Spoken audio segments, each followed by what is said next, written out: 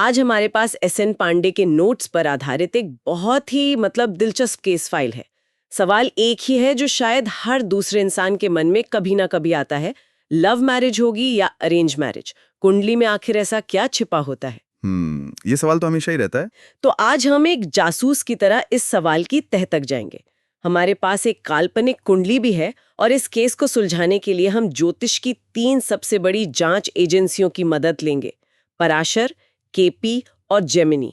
देखते हैं कि क्या तीनों एक ही नतीजे पर पहुंचती हैं। बिल्कुल।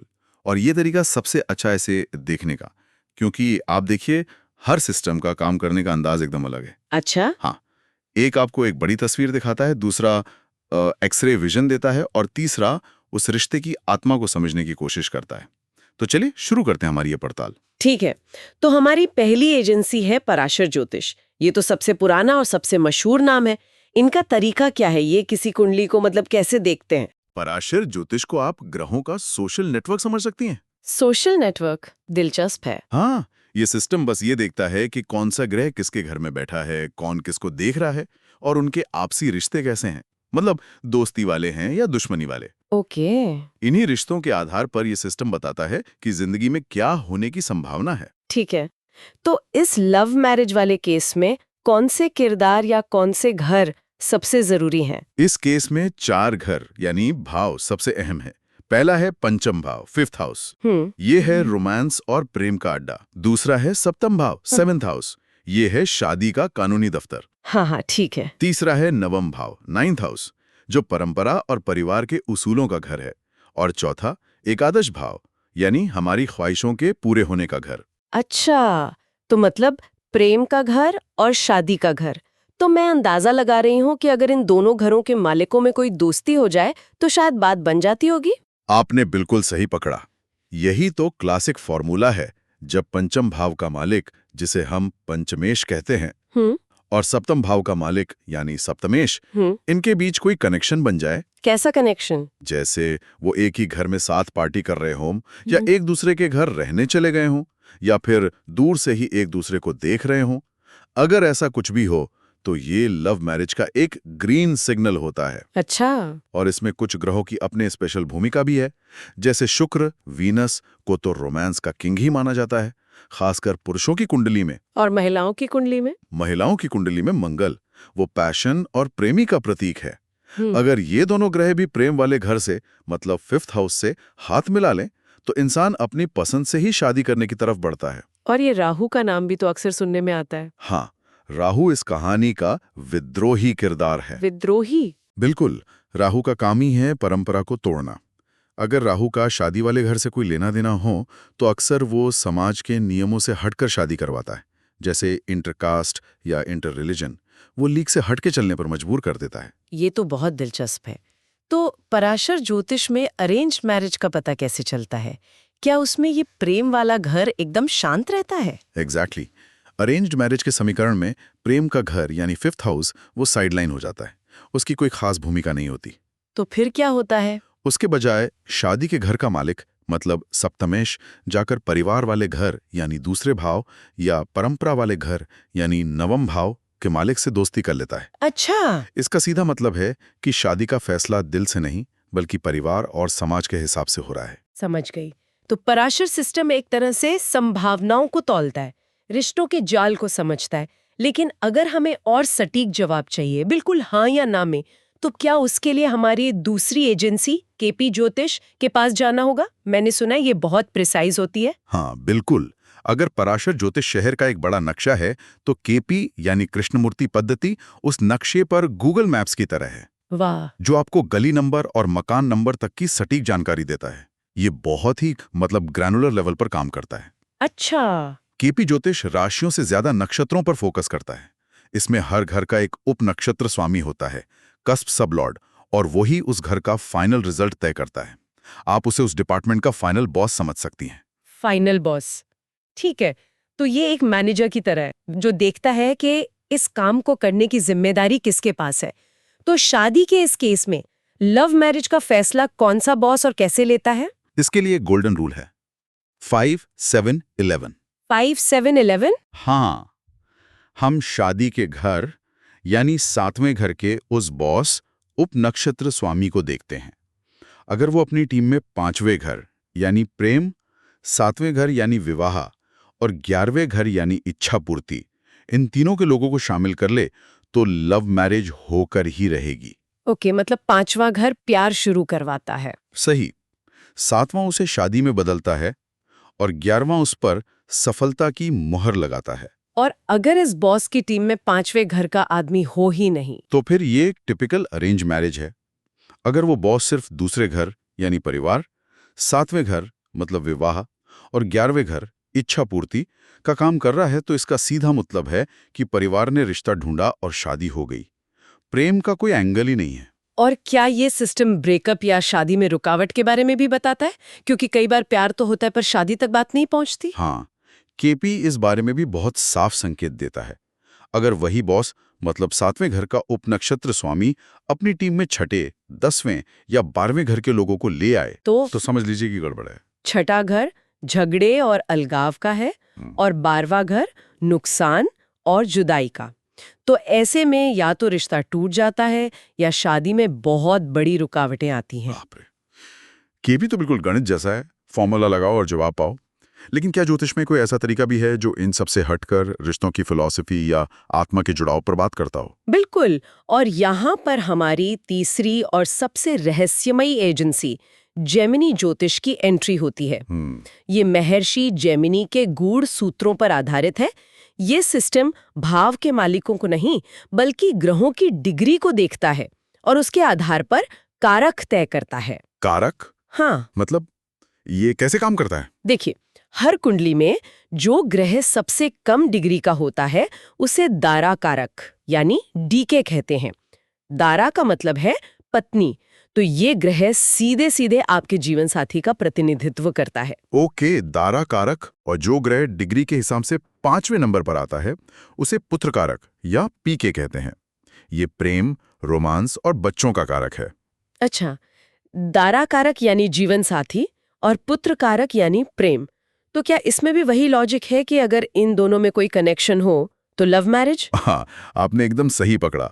जेमिनी का नियम बहुत सीधा और गहरा है। अगर कुंडली में जीवन साथी यानी डीके और प्रेम यानी पीके किसी भी तरह से जुड़ जाएं, जैसे एक साथ बैठे हों या एक दूसरे को देख रहे हों, तो ये सिर्फ लव मैरिज का संकेत नहीं है बल्कि एक गहरे आत्मिक संबंध का भी संकेत है।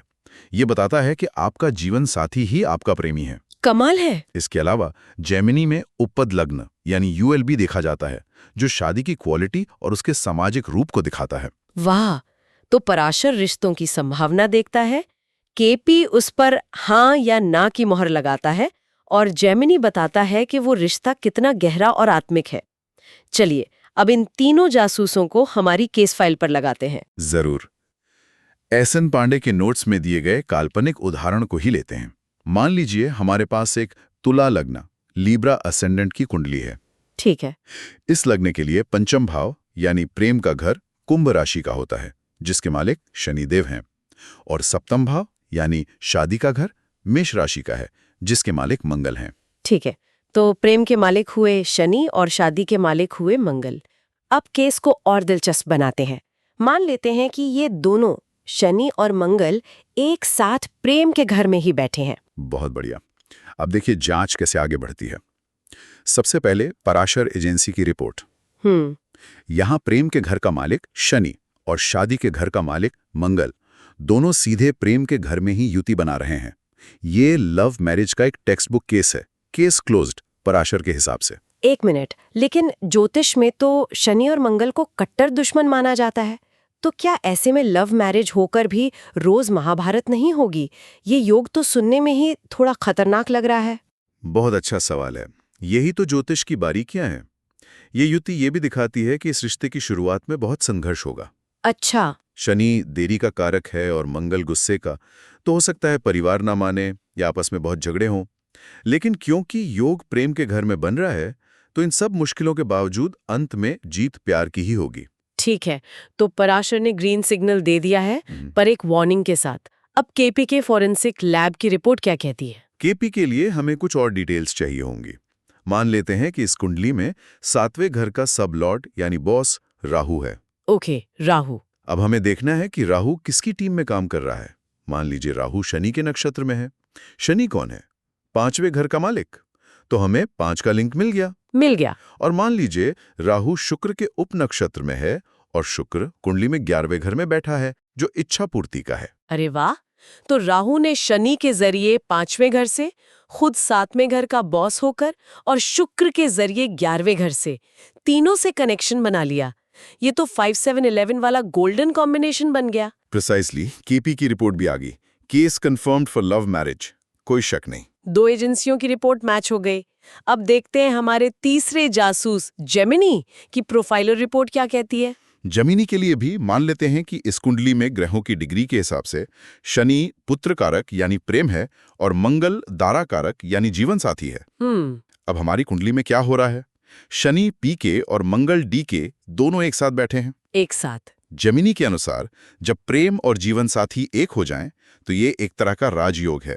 ये सिर्फ लव मैरिज नहीं, बल्कि एक गहरे और किस्मत वाले कनेक्शन की पुष्टि करता। मतलब तीनों जांच एजेंसियों ने अपने अपने तरीकों से एक ही नतीजा निकाला। ये सच में हैरान करने वाला है। लेकिन कई बार इतने मजबूत योग होने पर भी असल जिंदगी में परिवार या समाज की वजह से शादी नहीं हो पाती। क्या कुंडली में इसका भी कोई संकेत होता है? हाँ, ये केस का वो हिस्सा है जहां ट्विस्ट आता है। कुंडली में सिर्फ अच्छे योग होना ही काफी नहीं, कुछ खलनायक भाव भी होते हैं। खलनायक भाव? हाँ, 6ठा, 8वां और 12वां घर। अच्छा। अगर इन घरों के मालिक या इनमें बैठे ग्रह प्रेम और शादी वाले ग्रहों पर बुरा असर डाल रहे हों, तो कहानी में मुश्किलें आती हैं। जैसे अगर कुंडली में सूर्य यानी पिता या चंद्रमा यानी माता पीड़ित हों, तो माता पिता ही विलन बन जाते हैं। अच्छा। अगर राहु केतु का बुरा असर हो तो समाज का डर आड़े आता है। और जैसा हमारे उदाहरण में था, अगर वो शनि मंगल की युति किसी बुरे भाव में होती तो वो रिश्ता लड़ झगड़ कर टूट भी सकता था। तो क्या इन मुश्किलों से निपटने के लिए, इन खलनायकों से लड़ने के लिए भी ज्योतिष कोई हथियार या उपाय सुझाता है? हाँ, ज्योतिष सिर्फ समस्या नहीं बताता, समाधान का रास्ता भी दिखाता है। इन नोट्स में कुछ बहुत कारगर उपाय बताए गए हैं। बताइए। वैदिक परंपरा में लड़कियों के लिए कात्यायनी मंत्र का जाप शादी की बाधाओं को दूर करने में बहुत शक्तिशाली माना गया है। मंत्र है कात्यायनी महामाये महायोगिन्यधीश्वरी नंदगोप सुतम देवी पतिन में कुरुते नमः। इसके अलावा अर्धनारीश्वर यानी शिव पार्वती के संयुक्त रूप की पूजा करने से रिश्ते में गार्मोनिया और सहमति बनती है। और केपी या लाल गिटाब जैसे सिस्टम में कोई उपाय? केपी सिस्टम में ग्रहों को मजबूत करने पर जोर दिया जाता है। जैसे हमारे केस में शनि अच्छा योग बना रहा था। अगर रिश्ते में दिक्कत आ रही होती तो शनि की ताकत बढ़ाने के लिए नीलम पहनने की सलाह दी जा सकती थी। लेकिन रत्न तो... हाँ, रत्न हमेशा किसी अच्छे ज्योतिषी सलाह लेकर ही पहनना चाहिए, वरना उल्टा असर भी हो सकता है। ये बात तो है। और कोई ऐसा सरल उपाय जो कोई भी आसानी से कर सके? हाँ, एक बहुत ही सरल उपाय है। शुक्ल पक्ष के गुरुवार को भगवान विष्णु और लक्ष्मी जी की मूर्ति के सामने बैठकर ओम लक्ष्मी नारायणाय नमः मंत्र का 3 माला जाप करें और प्रसाद में बेसन के लड्डू चढ़ाएं। अच्छा। माना जाता है कि विष्णु लक्ष्मी की कृपा से शादी और रिश्तों की बाधाएं दूर होती हैं।